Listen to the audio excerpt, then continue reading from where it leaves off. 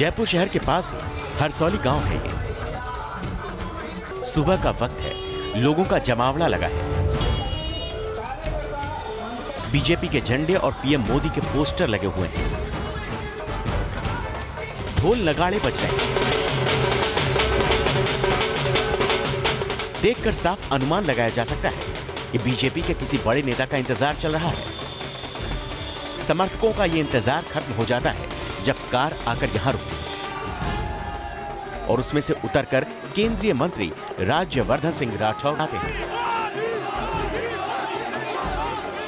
राज्यवर्धन के पहुंचते ही उनके जयकारे लगने शुरू हो जाते हैं। मोदी सरकार में खेल और युवा मामलों के मंत्री राज्यवर्धन सिंह राठौर जयपुर ग्रामीण लोकसभा सीट से उम्मीदवार हैं। हमेशा सूटेड बूटेड रहने वाले राज्यवर्धन सिंह आजकल चुनाव प्रचार में कुर्ता पायजामा पहनकर गांव-गांव घूम रहे हैं। राज्यवर्धन सिंह की कहानी एक बार यहीं रोककर आपको दूसरे गांव लेकर चलते हैं।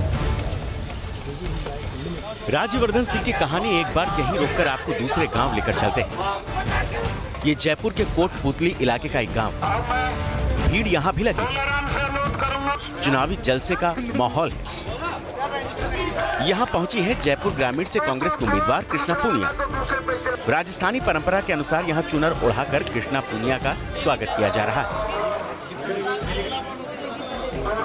कृष्णा पूनिया और राज्यवर्धन सिंह राठौर की वजह से जयपुर ग्रामीण लोकसभा सीट का चुनाव दिलचस्प हो गया है, क्योंकि यहाँ दो खिलाड़ियों की टक्कर है जिन्होंने कभी मेडल जीतकर देश का नाम रोशन किया था। जयपुर लोकसभा ग्रामीण क्षेत्र 2008 के परिसीमन के बाद अस्तित्व में आई। यहाँ के अगर सियासी इतिहास की बात करें तो यह मुकाबला भाजपा और कांग्रेस के बीच बराबरी का रहा है। यानी कि एक बार यहाँ कांग्रेस ने जीत दर्ज की है तो दूसरी बार भाजपा ने अपनी जीत का खाता खोला है। सबसे पहले लालचंद कटारिया ने यहाँ 2009 में जीत का परचम फहराया, कांग्रेस की हाथ को मजबूती दी। इसके बाद पिछले 2014 के चुनाव में मोदी लहर पर सवार होकर भाजपा के प्रत्याशी राज्यवर्धन सिंह राठौर ने भारी मतों से कांग्रेस के दिग्गज नेता सीपी जोशी को चुनाव हराया। और अब ये चुनाव 2019 का है। भारतीय जनता पार्टी ने एक बार फिर राज्यवर्धन सिंह पर ही दाव खेला है, तो वहीं कांग्रेस ने पहली बार इस सीट पर महिला प्रत्याशी को मैदान में उतारकर मुकाबले को रोचक बना दिया है। राज्यवर्धन सिंह राठौर और कृष्णा पूनिया के राजनीति में इस मुकाम तक पहुंचने की कहानी इस तस्वीर से शुरू होती है। पहली तस्वीर साल 2004 की है, जब सेना में रहते हुए राज्यवर्धन सिंह राठौर ने एथेंस ओलंपिक में सिल्वर मेडल जीता था। तो दूसरी तस्वीर 2010 की है, जब दिल्ली के कॉमनवेल्थ गेम्स में कृष्णा पूनिया ने चक्का फेंक प्रतियोगिता में देश को मेडल दिलाया था। गोल्डन गर्ल कृष्णा पूनिया का नाम घर घर तक पहुंच गया। खेल के मैदान में तमगा जीतने के बाद अब कृष्णा पूनिया सियासत के अखाड़े में उतरी हैं। इन दोनों दिग्गज खिलाड़ियों की ये दो तस्वीरें देखिए।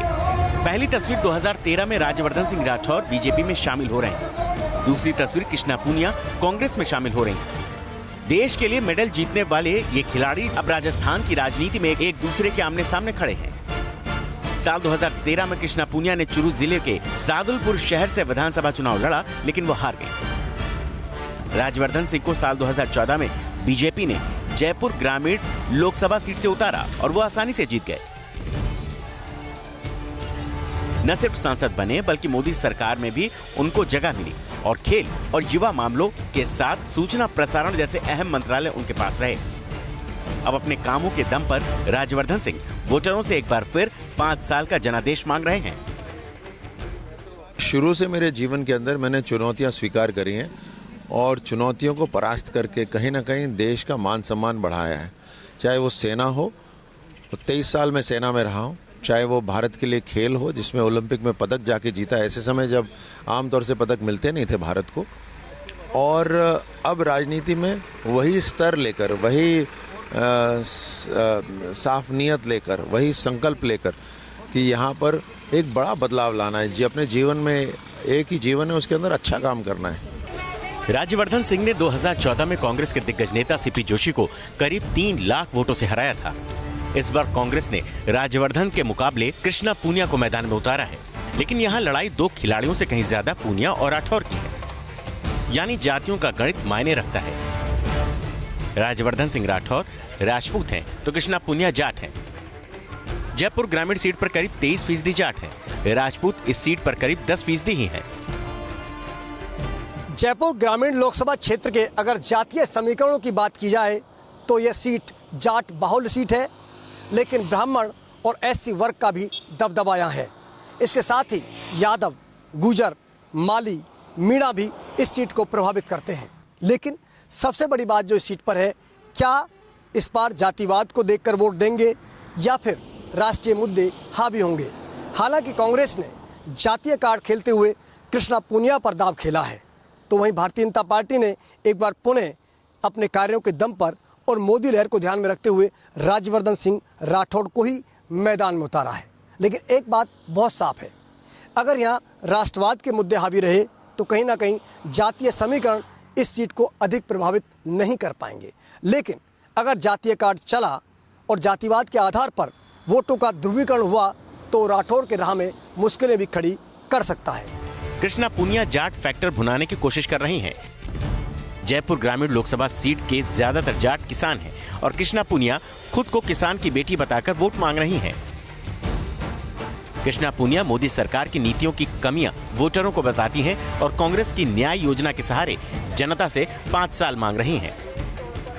मेरी प्राथमिकता यही रहेगी कि राज्य सरकार की जो योजनाएं हैं, केंद्र में सम्मानीय राहुल गांधी जी ने जो वादे किए हैं, जयपुर ग्रामीण की जनता को ज़्यादा से ज़्यादा लाभ उनका वो मिले। और मैं आप सबके माध्यम से देखने वाले सभी दर्शकों को भी कहना चाहूँगी कि जो भी मेरी सपोर्ट कर सकता है वो करे और सबको साथ लेकर आगे बढ़ेंगे। सबके मान सम्मान की लड़ाई है, तो हम सबको साथ लेकर आगे चल रहे हैं और सब समाज एक साथ है। अब सवाल यह है, क्या चुनाव में जातिगत फैक्टर चल पाएगा या विकास जैसे दूसरे मुद्दे प्रभावी होंगे? जनता इसके बारे में बेहतर बता सकती है। फिलहाल हम मौजूद हैं जयपुर ग्रामीण लोकसभा के बागावास गांव में, और चूंकि चुनावी माहौल है, तमाम लोग चुनावी चर्चाओं में व्यस्त हैं। हम भी जरा इनसे बातचीत कर लेते हैं, पूछते हैं किस तरह का माहौल इनकी नज़रों में बना हुआ है। जिसको सोचकर आप वोट देंगे? नोटा में दबाएंगे। नोटा में मुद्दा ये है कि इंडिया का कोई भी नेता ईमानदार नहीं है, ठीक है ना, तो इनसे तो नहीं दें तो ठीक है, तो नोटा है अपने पास। हम नोटा फोटा कुछ नहीं समझते हैं। जो आदमी आज की तारीख में जिस प्रकार से जिस हिसाब से चल रहा है और जिस व्यवस्था को सुचारू रख रखी है, उस हिसाब से हम आज की तारीख में मोदी सरकार को वोट देंगे। किस नेता को चुनना है? मैं मोदी के साथ हूँ, मोदी को वोट दूंगा। मुद्दा क्या रहेगा? मुद्दा तो विकास का ही मुद्दा है।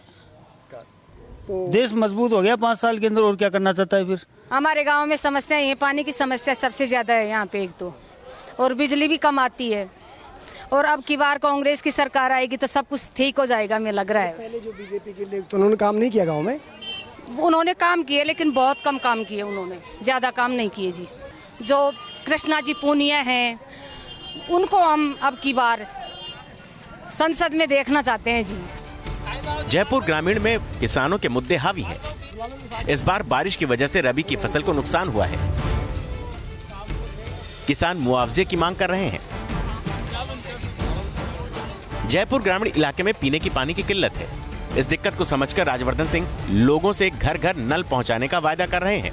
एक मैं आपको खुशखबरी जरूर बताता हूँ, पानी अभी तो ऊपर से बरस रहा है, लेकिन मोदी जी ने कहा है कि घर घर पीने का पानी प्रधानमंत्री मोदी जी अब खुद लेकर आएंगे।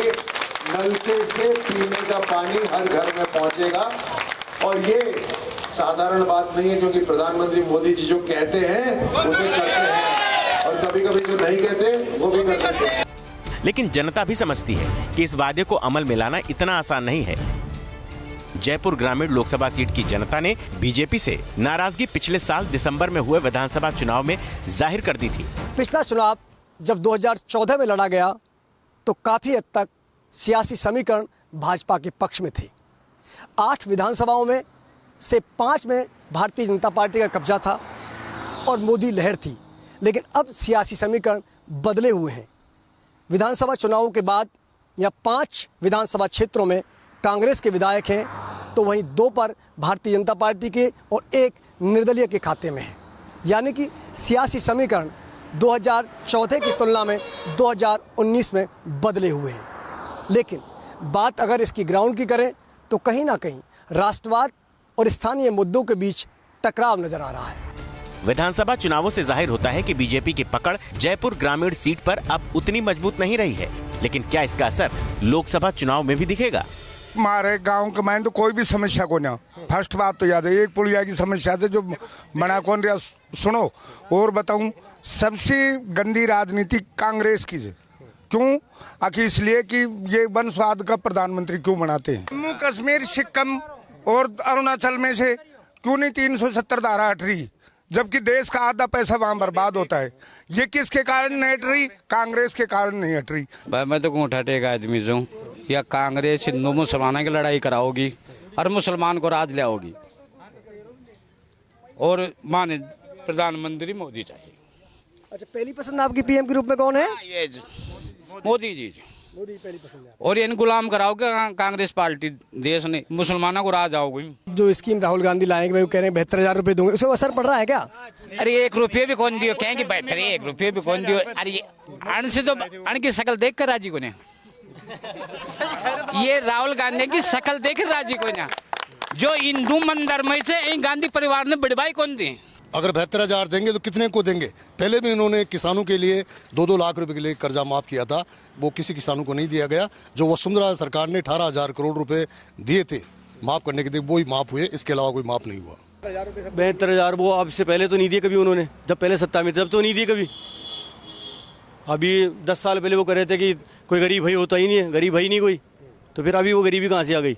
नहीं, हमारे तो विकास बढ़िया हो रहा है, बहुत बढ़िया विकास हो रहा है हमारे तो यहाँ, कोई दिक्कत ही नहीं है हमारे तो। ना कोई पानी की समस्या है, ना कोई बिजली की समस्या है, ना कोई स्कूल की समस्या, कोई समस्या नहीं है। आज ये युवा एक सोच है जो बीजेपी के साथ है, और मोदी जी को देश का प्रधानमंत्री फिर से बनाएंगे जोर शोर से। कौन हारेगा कौन जीतेगा ये तो 23 मई के नतीजे आने के बाद मालूम चलेगा, लेकिन यहाँ मुकाबला बेहद दिलचस्प हो रहा है। सबको ये जानने का इंतजार है कि कौन किस पर भारी पड़ता है। जयपुर ग्रामीण में 6 मई को मतदान होना है।